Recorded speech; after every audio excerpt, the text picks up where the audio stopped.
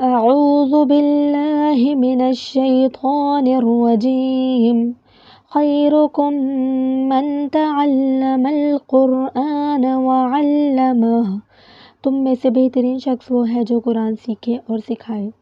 تو آج ہم مخارج کی جو تفصیل ہے وہ ہم باقی پڑھیں گے۔ تو آج ہم پڑھیں گے جیم شین یا۔ جیم شین یا کا مخرج ہے کہ زبان کا درمیان اور اس کے مقابل تالو کے ملاپ سے ادا ہوتا ہے۔ تو آپ سمپل اس کو کہہ سکتے ہیں کہ زبان کا بیچ جب اوپر تالو کے بیچ سے لگے تو جیم شین یا ادا ہوگا۔ ضاد کا ہم نے پڑھ لیا تھا، آج ہم پڑھیں گے لام کا، ٹھیک ہے۔ لام، نون اور را کا ایک ہی مخرج ہوتا ہے، تو لام کا کیا ہے، اب انہوں نے یہاں پر الگ الگ دیے ہیں تو ہم الگ الگ ہی ان کو پڑھیں گے، ٹھیک ہے۔ تو یہاں پر ہے لام، نون، را، لام، ثنایا، رباعی، انیاب۔ اب ثنایا کون سے دانت ہوتے ہیں، سامنے والے دو دانتوں کو ثنایا الیہ کہتے ہیں۔ ثنایا الیہ کے ساتھ ساتھ ایک ایک دانت رباعی، رباعی کے ساتھ ساتھ ایک ایک دانت انیاب، ٹھیک ہے۔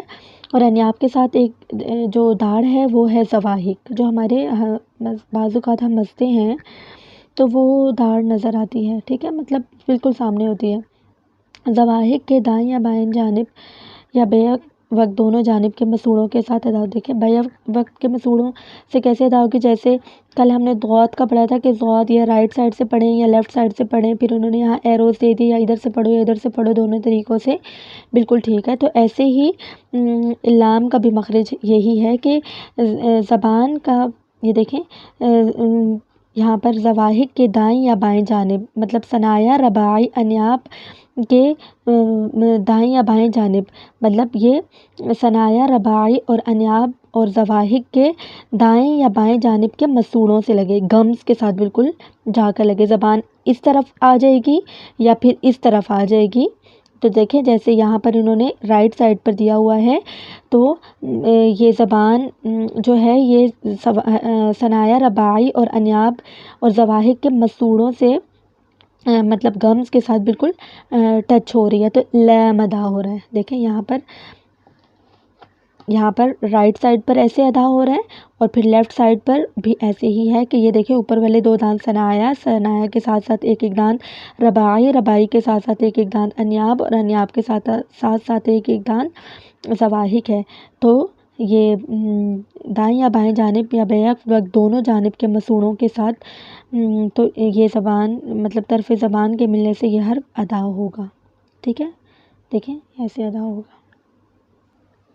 پھر نون کا کیا ہے، نون کا ہے ثنایا، رباعی، انیاب کے مسوڑوں کے ساتھ طرف زبان کے ملنے سے یہ حرف ادا ہوتا ہے، بالکل سیم ٹو سیم ویسا ہی ہے، ٹھیک ہے۔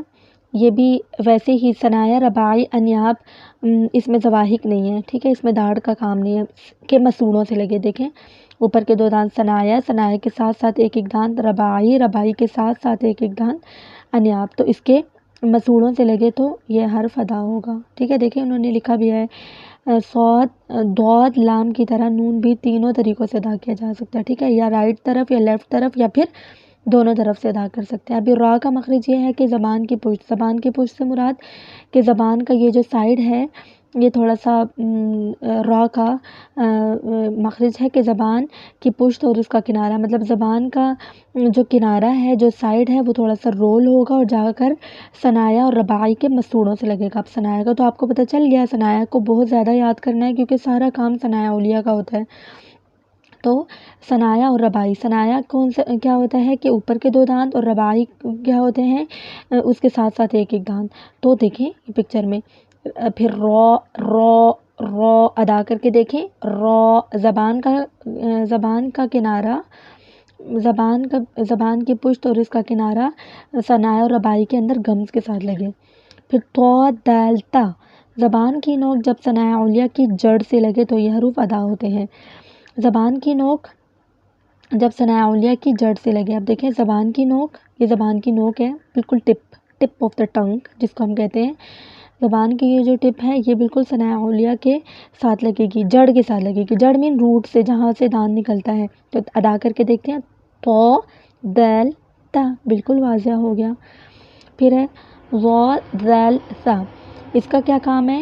زبان کی نوک جب ثناء اولیاء کے کنارے سے لگے تو آپ کہہ سکتے ہیں کہ زبان کی نوک، اس کا بھی بالکل مخرج ایسے ہی ہے، صرف اس کا تھا کہ اندر روٹ کے ساتھ لگے، اور اس کا ہے اوپر دانت کے سر کے ساتھ لگ جائے، یا کنارے کے ساتھ لگ جائے، یا پھر اوپر اس کے ساتھ لگ جائے۔ دیکھیں اس میں ہے کہ ثناء اولیاء، زبان کی نوک جب ثناء اولیاء کے بالکل ساتھ اوپر لگے۔ دیکھیں س، ذل، ظ بالکل پولائٹ ورڈز ہوتے ہیں، ان تینوں کو تجوید میں مطلب تمام حروف تہجی میں ان کو کہتے ہیں سافٹ لیٹرز۔ تو اس کا کیا مخرج ہے کہ زبان کی نوک جب ثناء اولیاء کی نوک سے لگے، آپ نوک بھی کہہ سکتے ہیں۔ ثناء اولیاء کی نوک کیا ہوتی ہے؟ سب سے پہلی چیز، مطلب پہلی جگہ، ٹھیک ہے۔ تو زبان کی نوک جب ثناء اولیاء کے سر سے لگے، یا کنارے سے لگے، یا پھر نوک سے لگے، ٹھیک ہے۔ پھر ہے صاد، ز، سین، اس کا کیا مخرج ہے؟ زبان کی نوک جب ثناء اولیاء کا تو ہمیں پتہ چل گیا، ثناء اولیاء اوپر کے دو دانتوں کو کہتے ہیں، اور ثناء سفلیٰ بالکل اس کے نیچے، بالکل ثناء اولیاء ہو گیا، ثناء اولیاء کے بالکل سیدھ میں نیچے کی طرف ثناء سفلیٰ ہوتے ہیں، ٹھیک ہے۔ زبان کی نوک جب ثناء سفلیٰ کے کنارے سے ٹکرانے کے ساتھ ثناء اولیاء سے بھی لگے تو ثناء اولیاء اور ثناء سفلیٰ کا دونوں کا کام ہے، اوپر کے دانت اور نیچے کے دانت۔ اب یہ ادا کیسے ہوگا کہ زبان کی نوک جب ثناء سفلیٰ کے کنارے سے ٹکرانے کے ساتھ ثناء اولیاء، اب دیکھیں زبان کی نوک جو ہے نا، زبان کی نوک جب ثناء سفلیٰ کے کنارے سے ٹکرانے کے ساتھ ثناء اولیاء سے بھی لگے گی تو یہ حرف ادا ہوگا۔ دیکھیں صاد، ز، سین، صاد، ز، سین، زبان کی نوک جب ثناء سفلیٰ کے کنارے، ثناء سفلیٰ کا کنارہ کیا ہے؟ وہی جو آپ کو بتایا ہے، صاد، ز، سین، بالکل فرسٹ پارٹ، ٹھیک ہے نا۔ تو یہ حرف صاد، ز، سین ادا ہوگا۔ پھر ثناء اولیاء کے کنارے اور نچلے ہونٹ کے اندرونی حصے سے ف ادا ہوگا۔ ثناء اولیاء کیا ہے؟ سامنے کے دو دانت کے کنارے، ٹھیک ہے، اور نچلے ہونٹ کے اندرونی حصے کے ملنے سے ادا ہوتا ہے۔ دیکھیں ف، یہ جو دو دانت ہیں یہ بالکل ہونٹ کے اوپر آ جائیں گے، ف ادا ہوگا، ٹھیک ہے۔ پھر یہ واؤ، یہ حروف دونوں ہونٹوں سے ادا ہوتے ہیں، ٹھیک ہے۔ واؤ دونوں ہونٹوں کو گول کرنے سے ادا ہوتا ہے، ٹھیک ہے۔ اب دیکھیں پہلے با کا دیکھ لیتے ہیں۔ با کا ہے، یہ حروف دونوں ہونٹوں سے ادا ہوتے ہیں، مطلب دونوں ہونٹوں کو ہم ایسے کرتے ہیں کہ اس کے اندرونی تری والے حصے کے ملنے سے ادا ہوتا ہے۔ اب دیکھیں ب، تری کیا ہوتا ہے؟ لپس کا گیلا حصہ، ٹھیک ہے، تو یہ ایسے ادا ہوگا تو ب ادا ہوگا۔ تو واؤ کا کیا تھا؟ تو دونوں ہونٹوں کو گول کرنے سے ادا ہوتا ہے، اور با کا کیا ہے؟ دونوں ہونٹوں کی تری کے ملنے سے ادا ہوتا ہے۔ پھر میم کا کیا ہے؟ میم ہونٹ کے بیرونی خشکی والے حصے سے ادا ہوتا ہے۔ دیکھیں با اور میم کتنے ڈیفرنٹ ہیں۔ با کا ہے یہ تری آ جاتی ہے بیچ میں، لپس بالکل گیلے ہوتے ہیں تو با ادا ہوتا ہے، اور میم کا کیا ہوتا ہے؟ میم بیرونی خشکی کیا ہے؟ ہونٹ بالکل اس شیپ میں ہو جائیں گے تو میم ادا ہوگا، ٹھیک ہے۔ پھر ہے ہمارے پاس غنہ، یہ خشوم یعنی ناک کی ہڈی سے ادا ہوتے ہیں، ٹھیک ہے۔ ناک کی ہڈی کیا ہوتی ہے؟ مطلب یہ غنہ والے حرف ہم پڑھیں گے، غنہ دو ورڈز پر ہوتا ہے، نون مشدد اور میم مشدد پر ہوتا ہے، ٹھیک ہے۔ انشاءاللہ اس کی ڈیٹیل ہم آگے پڑھیں گے۔ تو آج ماشاءاللہ سے ہماری تمام مخارج کا ہو چکا ہے، تمام طریقہ میں نے آپ کو بتا دیا ہے۔ آپ ویڈیو کو ایک دو دفعہ سن لیجیے گا تاکہ آپ سب کو صحیح سے یاد ہو جائے۔